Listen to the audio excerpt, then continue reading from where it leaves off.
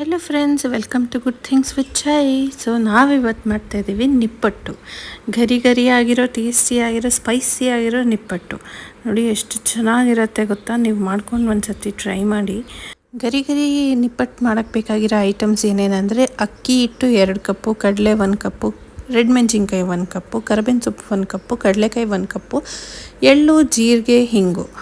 So ಇಲ್ಲಿ ನಾವಿವಾಗ 2 ಕಪ್ಪು ಅಕ್ಕಿ ಹಿಟ್ಟನ್ನ ಹಾಕ್ಕೊತಾ ಇದ್ದೀವಿ. ನಿಮಗೆ ಈ ಹದದ ಪ್ರಕಾರ ನೀವು ಎಕ್ಸ್ಟ್ರಾ ಹಾಕ್ಕೋಬೋದು. ಜೊತೆಗೆ ಒಂದು ಮಿಕ್ಸಿ ಜಾರಲ್ಲಿ ಕಡಲೆ ಹಾಕ್ಕೊಳ್ಳಿ. ಕಡಲೆನ ಎಲ್ಲ ಐಟಮ್ಸ್ನೂ ಸಪ್ರೇಟಾಗಿ ತರಿಯಾಗಿ ಮಿಕ್ಸಿ ಮಾಡ್ಕೊಬೇಕು. ಜಾಸ್ತಿ ಪೇಸ್ಟ್ ಮಾಡ್ಕೋಬಾರ್ದು, ನೀರು ಕೂಡ ಹಾಕಬಾರ್ದು. ಇಲ್ಲಿ ನೋಡಿ ಈ ರೀತಿ ತರಿಯಾಗಿ ಮಿಕ್ಸಿ ಮಾಡ್ಕೋಬೇಕು. ಕಡಲೆ ಬೀಜನೂ ಅಷ್ಟೇ ಫಸ್ಟೇ ಸಿಪ್ಪೆ ತೆಗೆದುಬಿಟ್ಟು ಬೇಕಾದರೂ ನೀವು ಮಿಕ್ಸಿ ಮಾಡ್ಕೋಬೋದು. ನಾವು ಹಾಗೆ ಮಿಕ್ಸಿ ಮಾಡ್ಕೊತಾ ಇದ್ದೀವಿ.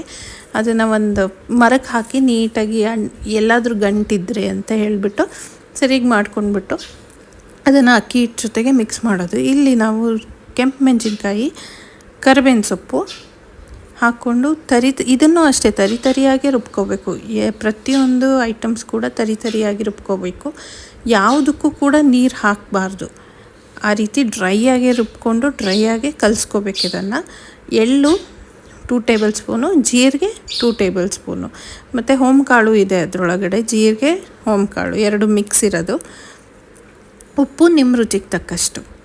ಪುಡಿ ಉಪ್ಪು ಬಳಸ್ತಾ ಇದ್ದೀವಿ ಇಲ್ಲಿ. ಎಲ್ಲ ಹಾಕಿ ಚೆನ್ನಾಗಿ ಕೈ ಕಲಸಿ, ಯಾವುದೇ ರೀತಿ ಲಮ್ಸ್ ಆಗಲಿ ಆ ಥರ ಎಲ್ಲ ಸಿಗಬಾರ್ದು. ನೀಟಾಗಿ ಎಲ್ಲ ಕಡೆ ಕೈ ಕಲಿಸ್ಕೊಬೇಕು.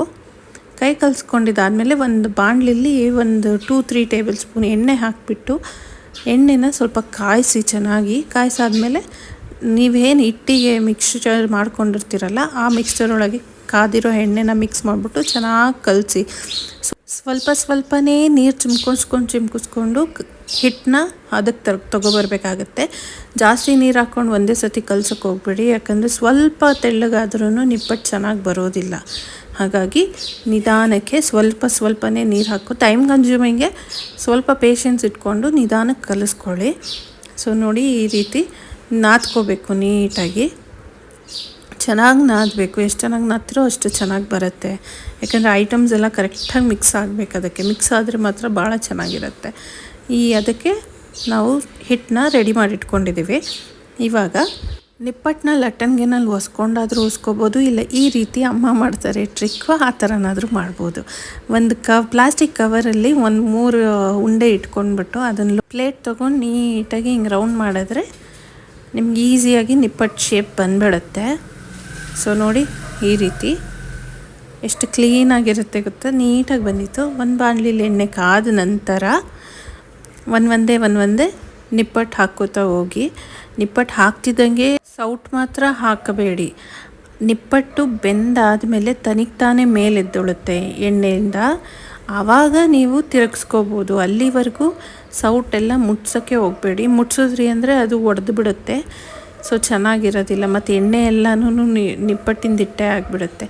ನೋಡಿ ಈ ರೀತಿ ಆದಷ್ಟು ಅದೇ ಮೇಲೆ ಬಂದಿದೆ. ನಿಪ್ಪಟ್ಟು ಚೆನ್ನಾಗಿ ಫ್ರೈ ಆಗಿದೆ ಅಂದ್ರೇ ಅದು ಆ ಥರ ಮೇಲೆ ಬರೋದು. 2 ಕಡೆ ನೀಟಾಗಿ ಬೇಯಿಸ್ಕೊಂಡು ಈ ರೀತಿ ತೆಗೀರಿ. ಸೊ ಇಲ್ಲಿ ನಿಪ್ಪಟ್ಟು ರೆಡಿ ಆಗಿದೆ. ಈ ವಿಡಿಯೋ ನಿಮ್ಗೆ ಇಷ್ಟ ಆಗಿದ್ರೆ please like, share, comment and please subscribe ಮಾಡಿ. Thank you so much.